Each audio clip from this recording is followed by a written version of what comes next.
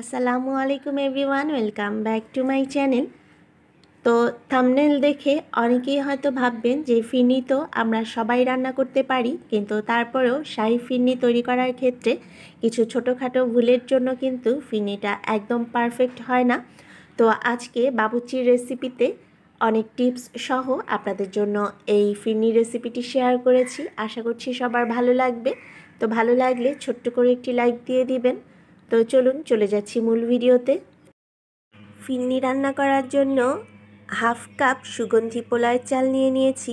এখন একটা বাটিতে চালটা নিয়ে পানি দিয়ে ভালো করে ধুয়ে নিব এবং এই চালটাকে ভিজিয়ে রাখবো প্রায় 15 মিনিট। আর এখানে নিয়ে নিয়েছি কিছুটা জাফরান এবং কাজু বাদাম। তো জাফরানের মধ্যে আমি কুসুম গরম তরল দুধ দিয়ে দিচ্ছি, আর এই কাজু বাদামগুলো সামান্য দুধ দিয়ে ব্লেন্ড করে নিব। আপনারা চাইলে পাটাতেও বেটে নিতে পারেন। এই সব কিছু একটু আগে রেডি করে রাখলে ফিরনিটা তৈরি করতে সুবিধা হবে। এখানে আমি আরও নিয়ে নিয়েছি 3টে এলাচ, একটা দারচিনি এবং একটা বাটিতে মাওয়া গুঁড়ো করে নিয়েছি। আর দুধের সাথে মিশিয়ে কাজু বাদামগুলো পেস্ট করে নিয়েছি। এখন চালগুলো 15 মিনিট পরে আমি একটা স্ট্রেনারের সাহায্যে ছেঁকে নিব এবং ব্লেন্ডারের সাহায্যে এগুলোকে আধা ভাঙা করে নিব। আপনারা চাইলে এই কাজটা পাটাতেও করতে পারবেন। তো দেখে নিশ্চয়ই বুঝতেই পারছেন এটা কিন্তু একদম মসৃণ হয়ে যায়নি, আধা ভাঙা হয়েছে।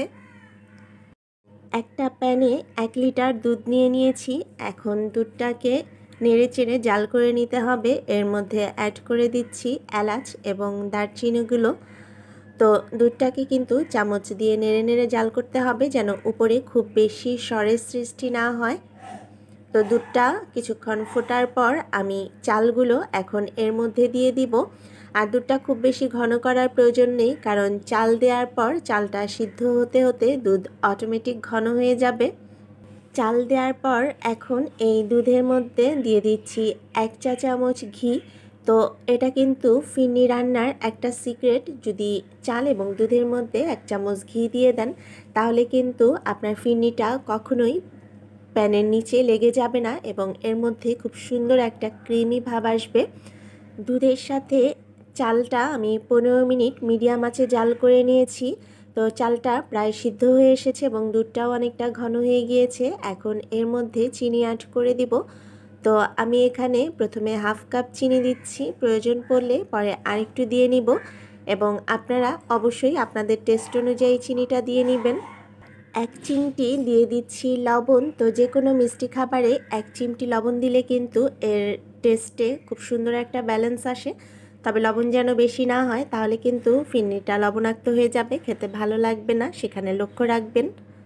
হাফ কাপ চিনির সাথে আমি এখানে আরও 2 টেবিল চামচ চিনি অ্যাড করেছি।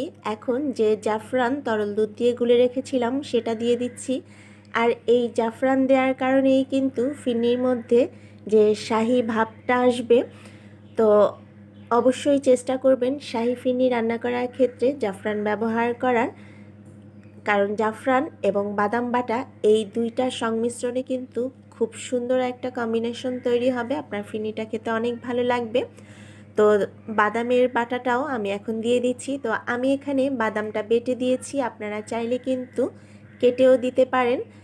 আর যেহেতু ফিরনিটা অনেকটাই ঘন হয়ে এসেছে, এখন এটা একটু নেড়ে চেড়ে ভালোভাবে জাল করতে হবে। লক্ষ্য রাখতে হবে যেন একটুও সাইডে বা নিচে না লাগে। তো যেহেতু আমি ঘি দিয়েছি, নিচে লাগার সম্ভাবনা খুব কম। এখন আমি দিয়ে দিচ্ছি গুঁড়ো করা মাওয়াগুলো। তো শাহি ফিরনিতে মাওয়াটা অবশ্যই ব্যবহার করতে হবে। আর যদি আপনাদের হাতের কাছে না থাকে, সেক্ষেত্রে টেনশনের কিছু নেই, আপনারা এখানে সমপরিমাণে গুঁড়ো দুধ ব্যবহার করতে পারেন। তো 1 কেজি দুধের ফিরনি তৈরিতে দেখা যাবে যে আপনারা 1/3 কাপ বা 1/4 কাপ গুঁড়ো দুধ দিয়ে দিতে পারেন মাওয়ার পরিবর্তে। তো সবশেষে দিয়ে দিচ্ছি 1 চা চামচ কেওড়া জল। এতে এই শাহি ফিরনির ফ্লেভার আরও অনেক বেশি সুন্দর হবে। আর ঘনত্বটা আমি এইরকমই রাখবো, কারণ চুলা থেকে নামিয়ে ফেললে এটা ঠান্ডা করলে আরও অনেক বেশি ঘন হয়ে যাবে। তো এই অবস্থাতেই আমি চুলাটা বন্ধ করে নিব এবং ফিরনিগুলো ডিশে সার্ভ করে নিব। কিছু ওয়ান টাইম কাপের মধ্যে এখন ফিনিগুলো সার্ভ করে নিব। আপনারা আপনাদের পছন্দ মতো যে কোনো ডিশ বা বাটিতে ফিনি সার্ভ করতে পারেন। আর কিছুটা পেস্তা বাদাম দিয়ে ফিনিটা ডেকোরেশন করে নিয়েছি। চাইলে আপনারা কিশমিশও দিতে পারেন, তবে আমার বাচ্চারা কিশমিশটা পছন্দ করে না, তাই আমি অ্যাভয়েড করেছি। আর আজকে এই 1 কেজি দুধে আমার প্রায় 14টি কাপ ফিরনি হয়েছে। তো চেষ্টা করেছি খুব ইজি ওয়েতে রেসিপিটা আপনাদের সাথে শেয়ার করার জন্য। যদি ভিডিওটি ভালো লাগে তাহলে অবশ্যই আমাকে কমেন্ট করে জানাবেন। সবাই অনেক ভালো থাকবেন, সুস্থ থাকবেন। আল্লাহ হাফেজ।